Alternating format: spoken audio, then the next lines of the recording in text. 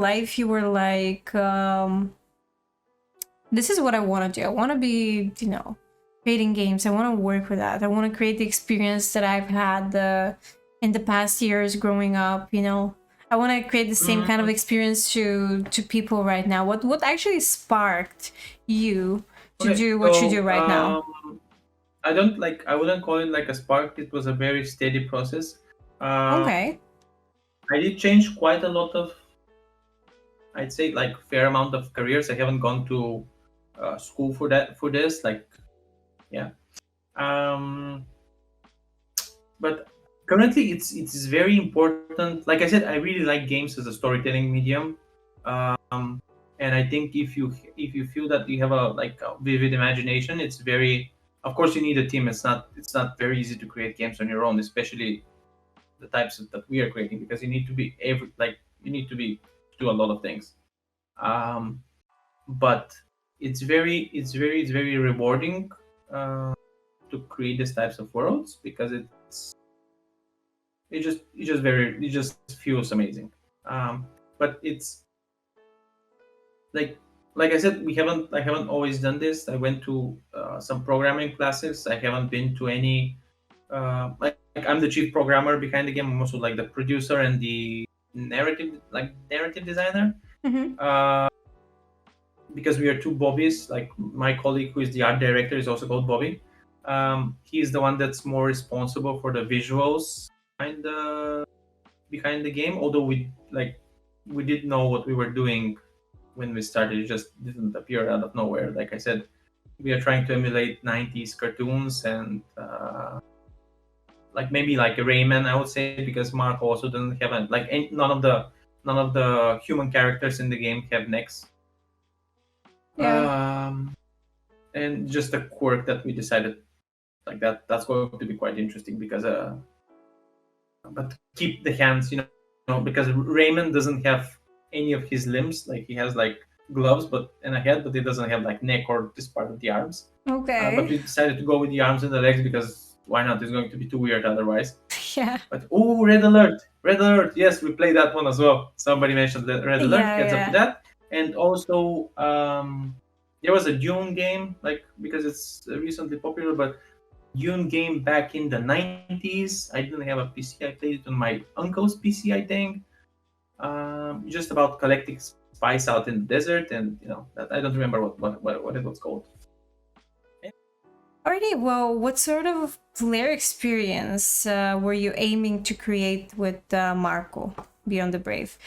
Is there like a specific emotion of sense, like some sort of accomplishment that you hope players will feel like, more adventurous kind of a sensations? Like, what was the kind of emotion you want to put the player into? Like, what is your goal? I hope a range of emotions, except angry and put the game down. But we've spent a lot of time just to make sure that Marco feels interesting and satisfying to move around. So there's that, and also the narrative is quite important. I think it's story driven, but um, it's not story heavy, I would say. So a lot of the story is told through the environments and through what you might find, but not necessarily. Um, you can go through the whole game and have like you have a fulfilling experience, but not discover the whole story. So what we're trying to invoke in the player, and we're trying to provoke the player, is to walk around and find all the different parts and missing things, and then discover that the story that he's being told is not specifically the story that is true. Right? Does that make sense? Yeah, yeah, yeah, Yeah. yeah. Interesting. So it's So there more is like of. layers, like there's Mm-hmm. layers in the story.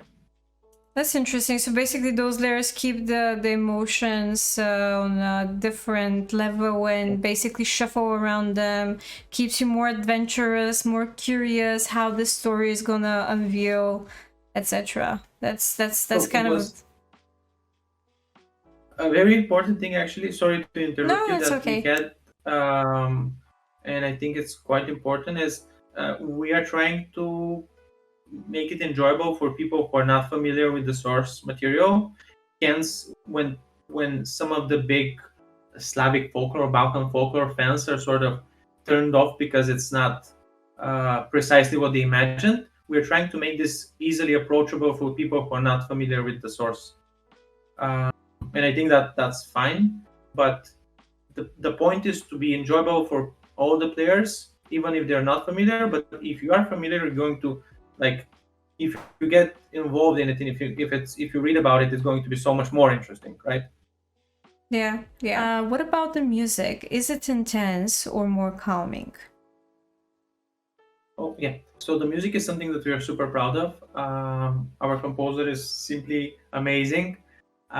Everything that you hear is, it's not samples, like it's proper music recordings. So depending on in order to answer your question, it depends on the scene, right? So if it's an idyllic, like if you're in the village and it's an idyllic setting, if everything is fine, then it's going to be calming. But if you're fighting a three-headed monster with like smoke coming out of its bum, it's probably going to be more intense, right?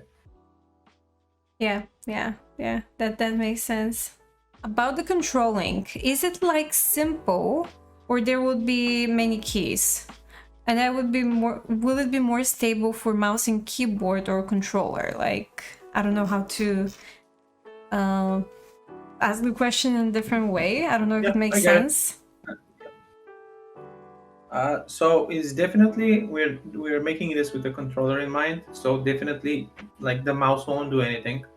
So you have to either play with the keyboard, which is going to be very, very strange and awkward if you ask me. It's not that it's not doable. It's just not as enjoyable. It's not going to be any harder or you know. But if you do play on a controller, you're just going to feel more natural, and we do have all the keys mapped to all the proper places.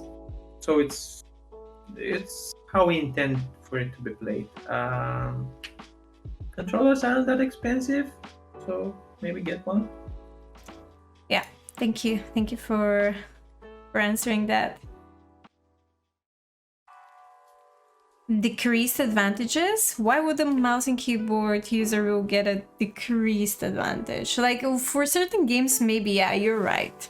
You're right. Like it really depends what kind of a games you're playing. For sure.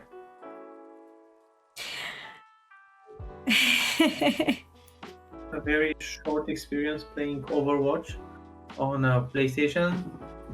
Oh my god! Like, first, what the hell is going on? Like, why are all the bright colors flashing so rapidly? And secondly, the controller is a horrible, like, device to aim from because you're using like your thumb and whatever.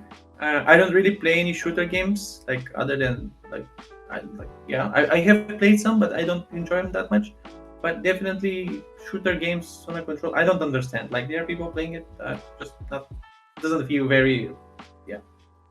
Yeah, it doesn't. I agree totally. I agree totally. Many level of I would say, how many like levels are they when it comes to like easy mode, hard mode? Do you have any of those? So in terms of difficulty, we only have three settings: easy, medium, and hard, which controls the health of the enemies generally. There is a boss challenge or whatever mode. I'm not, what was it called? Like boss rush mode. It's a boss rush mode, which is optional. It's not part of the main experience. It's type of a boss arena thing where you fight all the bosses in. Yeah, but it's going to be very challenging. The bosses, depending on the boss, we're trying to make this very intuitive. For instance, if you like, the whole zone tells the story of the boss, right? So all the enemies leading up to the boss have different abilities that culminate in the boss having all of the combined abilities of the previous enemies. So basically, you're looking at what the boss is going like. You're looking at the boss's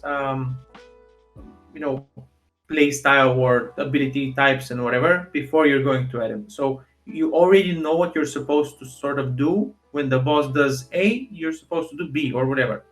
Yeah. You're going to have met most of his abilities before meeting him. So in this in this regard, the boss we're trying to make the bosses more about discipline and sort of.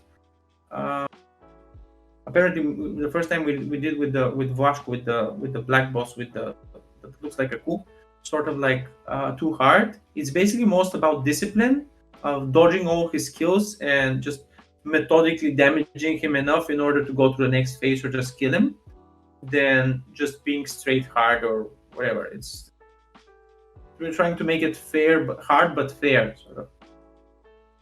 When you learn, yeah. So I Yeah, guess you know. in the future you may have some sort of like DLCs. Have you thought about it, or? So there is going to be one DLC freely. I'm not sure in what time after it comes up, but it was part of the Kickstarter. It's going to be about Baba Yaga, um, which is a Slavic folklore as you can get, right? Yeah, basically get good. Yeah, I'll avoid doing the hornet voice. um, but yeah, the DLCs be like 2 months after that, after we fix all the bugs. Baba Yaga. Yeah, yeah. Like, just Google that. You get very disturbing images very quickly. Basically, it's a note. It's not John Wick, right? It's very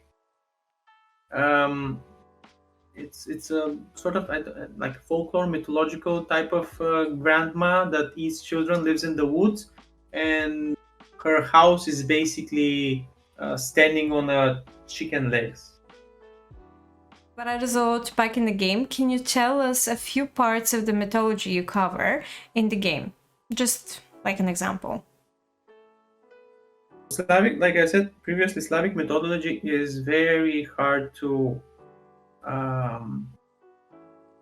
put down on. Like, for instance, Nordic mythology, no, obviously like Viking stuff, but most of the Nordic mythology is all about Ragnarok. Right? There's a culmination in there's a obviously it's then the Christians took it, but anyway, there's like this is what Nordic mythology is about. It's always about Ragnarok. It is about the coming of the world, and what all the other gods do. If you take a look at any game that has anything to do with Nordic mythology, this is what is going to be about. Yeah, in Slavic mythology, everything is very unprecise and very metaphorical. It's not.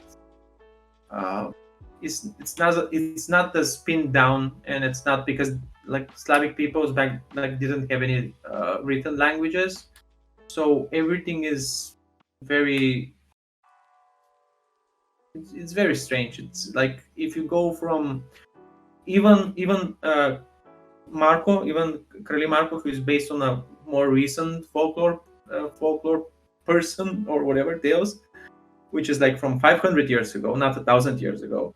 From region, for instance, in Bulgaria, he has different tales. In Serbia, his adventures are entirely different, right? And most of them are all about local natural phenomena. For instance, there is I think it was in the Rhodope Mountains, there is a sort of a huge footprint in a rock that's like maybe like a meter at least, like a footprint, and it says it's his footprint, but because he was so tall, strong, and heavy and whatever, that's how his feet were. Yeah, and it's all these types of stuff, right? And there's another similar footprint, maybe a couple of kilometers away. So they see that's how how far his legs are apart or whatever. That's what his stride was. I think it's stride. Yeah, it's probably stride. I'm sorry for all the arm waving. No. It's all right. It's all right. That's okay. Yeah. Absolutely, it is. Thank you for answering the question as well. About the studio name, Mechka. It is really unique compared to, probably there are other unique names out there for game development studios, but is there any particular significance of the story behind the name? Because going Mechka to disappoint you. translated from Bulgarian to English, for those of you who don't know, means bear. So yeah. Very straightforward. It's very straightforward. I'm going to disappoint you. There is no like fancy, interesting story behind this. I just like bears. What can I say? Okay. Okay, it's my spirit animal. I don't know. Who came up with the name actually? Probably me. Okay. And how long ago was that? Was it 4 years ago when you started the game, or was it No, it's way like before that? 2016. Ooh, 17. Like when we founded the 2016. studio. Yeah. Wow. But yeah, I'm still kind of disappointed. Anyways, let's say that this was because this is your spiritual animal. You came up with it, and yeah, and they're cute and brave. You know, they live in the forest. Came to me in a dream. I woke up with sweat on my brow, and I thought, yeah, that's going to be it. Oh yeah. Does that work? Does that work better as an answer? Yes. It was a sign. Kind of a very thing. I'm guessing that this is a solo game, which yes, it is a solo game. But have you guys thinking of making it like 2 players? Like for instance, one has to help, and the other. I've been seeing in many other games. You know, like one has to help and the other one is doing something else while the second person is helping, kind of a situation, because apparently it's something that many games release lately as a playstyle. Yeah. So that apparently is like a thing now, but like I said, it's going to be like maybe to try 2 times as hard. I can imagine how it's being done, but we haven't. We're not going to do that because you need a friend to play it. If it's a co-op game, you need a friend to play it, and I think these types of games should be enjoyed on your own or whatever. And it's like buying a huge board game that requires 2 plus players, and it's stuck in your drawer somewhere, and you never get to play it because the rules are very, it takes like 1 hour to explain it. Nobody wants to sit through the rules that much, and that's kind of how I feel about co-op games. Kind of All right. single player all the way. Yeah. Oh, you never know what kind of ideas you may have in the future for the game. Like it's just going to develop, and you can expand it more and more and more. So you never know what's gonna happen, but I kind of believe that from your answer, this is not the main focus right now. Alrighty, well, can you share any plans or hints about future projects? Like something that you haven't mentioned. You can repeat the ones that you've already mentioned, but do you have anything else that the studio is, going to do, like new games maybe, and stuff like that? Not narrative necessarily around this game, Yeah, so obviously we want to like continue doing this, even though if it's maybe if it flops too bad, we'll probably like hide somewhere for a while, then we'll come back to it. But yeah, so we already have plans and concepts for the next sort of game, and it's not going to be Marko Beyond Brave 2 or Marko 2 Brave 2 Furious or Marko Tokyo Drift or whatever, but we'll probably come back to this if it's at one point after maybe project number 3.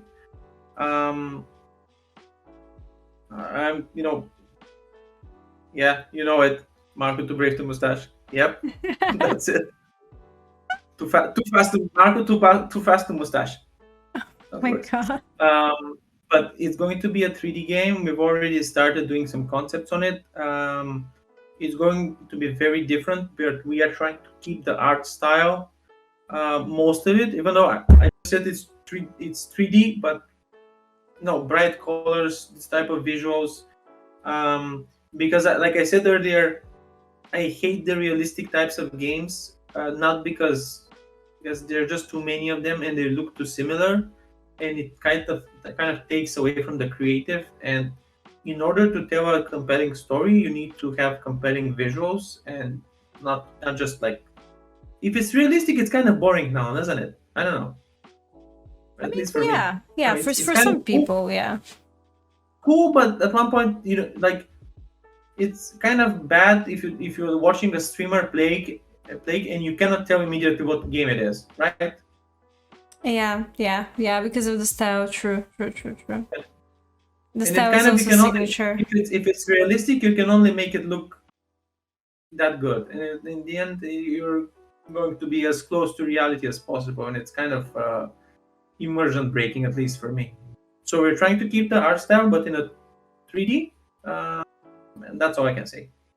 I did saw a question about the art style. I did mention earlier that we were very, very big fans of 90s Saturday morning cartoons from Disney. So that's the art style that inspired us. But there is a thing, early 2000s, I think, when Shrek came out, they started dishing out these animations that were made by a computer. Basically, I think when Shrek came out, uh, they kind of figure out how to make it look good enough for animation by using the computer, and then decided just like, screw it, we'll, like, let the computer do it. So that's Yeah. when sort of hand-drawn animations were pushed back, and it's just a different feel. Like, it's we like it how it looks. Wow. But those future projects, now I got curious, for other games, are they still going to be single player oriented? Yeah, like I said, for a small team, like, imagine if it's multiplayer, then you need to have servers, you need to have support, you need to have, be unfortunate enough to blow up in terms of player size, and then the player experience is going to be terrible because nobody can get into the server because you've only, you bought a server for 1,000 players, and then you suddenly have 10,000 players. It sort of brings up a very, very different types of problems that are not game development specific, and they're not as exciting for us. Just we want to tell a cool story, right? In the end, that's what we want to do. And multiplayer games are a very different type of breed because the story is sort of played by, it's sort of evolving. It doesn't, like most multiplayer games, doesn't really have a story. Like, Yeah. it's just very short, and it's a very different. It's a very different type of experience. You might think about the co-op game now that you mention it, but no, don't think about it. Yeah. Alex said you can have peer-to-peer to avoid most of the server stuff. I'm not that keen when it comes to, I do. this whole I concept. do know that you can have.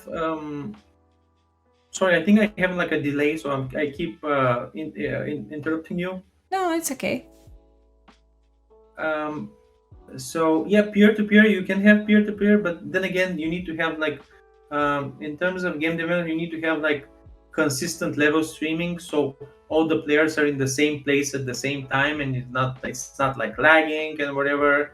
And it's I don't want to do that, man. It's like, it's not exciting. Like, it's You never know. Maybe in the future they will start making multiplayer games. You never know, right? we would definitely start doing multiplayer games. Definitely not. But yeah. And I agree with both Toshiro that the co-op alone takes a whole new road. Yeah. So yeah. Well, let's not forget that people are still enjoying.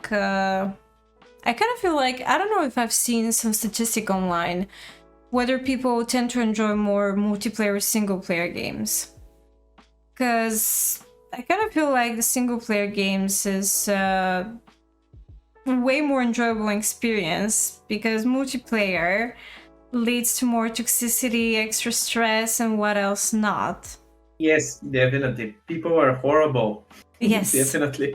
I absolutely agree. Like single player experiences can be wholesome, can be fulfilling, can be, sort of, if it's not like a Souls-like game, they can be very rewarding, rewarding experience. Well, multiplayer games, I'm not saying that they aren't any, but most of the time when you involve other people, uh, it's mostly player versus player, or if they're on one team, they're going to fight against another team, then there are other people.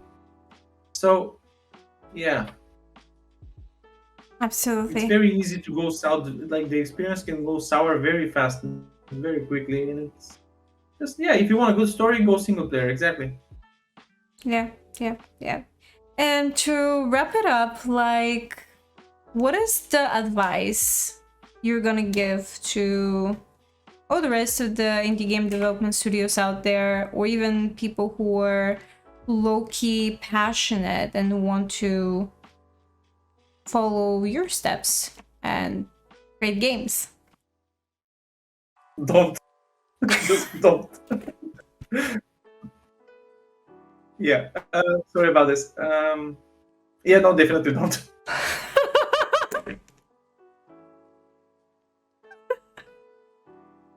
No, so no. The whole thing is, there are definitely easier ways to make money or make a living. So, yeah, sure, you can do it in your own spare time or whatever, but the odds are very, very strongly against you. I'm not sure if all of you are familiar with the survivorship bias theory.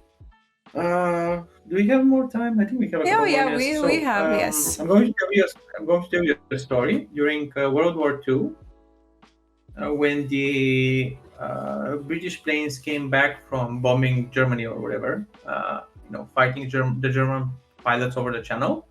They would land back in Britain, and then the British engineers would check out the planes, see where they had holes in the planes, in the wings and the tails and whatever, and they would reinforce those parts that had the holes. Mm-hmm. However, they didn't think about that the more important part of the plane that they were supposed to reinforce was actually the cabin, because if a plane got shot in the cabin, it would most likely the plane would most likely crash, therefore it wouldn't return. Therefore, that's the most vulnerable part of the plane. So this is sort of the survivorship bias. What you're looking at, for instance, us, well, not really successful at this point, but hopefully we will be. But most of the indie developers have already made it, so they're the ones that survived. Does that make sense? Yeah, And there yeah. are thousands upon thousands of people that did not. Not in sort of they crashed in a plane, of course, but they didn't make any financial gains from what they do. So yeah, so definitely think about it and gather enough experience, and most importantly, ask around for help, which is people will answer your questions, and they will definitely help you out if you just ask them nicely enough, and show your stuff out there. It's very hard to get noticed, and the publishers in the end, they just want to make money. So yeah, while it might be very nice to work on your solo MO massive multiplayer online role playing game. Sorry, I'm out of water for now. It's not viable, and you're not going to make it. So if you do, just start small, and it's very easy to start off as copying other simpler games. So just see if that's for you, and then continue on from there. You'll probably figure it out from there. That was a very boring and long answer, but that's what I No, got. it's not boring at all. It's actually the reality. Like, it's very good to be realistic and to know exactly what you're up against when you are also wanting to compete there out in the market. So, like, people should It's a be, business. It's a business. People should take it from the realistic point of view more than just like entertainment and passion point of view. Like, because it's a If business. it's full time, you need to make money. Yeah, It that's doesn't, and you need to figure out how to turn your passion into a business. yeah, exactly. Exactly. That's the thing, because by the end of the day, it is a business. No matter how satisfied you are that you, let's say, develop the game for such a short time or whatever, like it's still a business. And you have to put For a instance, value in it that will be able to put you on the market and be valuable candidate to be out there in the market. yeah. For instance, a couple of weeks ago, I met with a couple of dudes who make mobile games, and they do make money, and they do quite a bit of. They actually have a couple of games released. Maybe some of their games have like a couple of million players already. But I asked him, okay, guys, how do you get players? What's your player acquisition?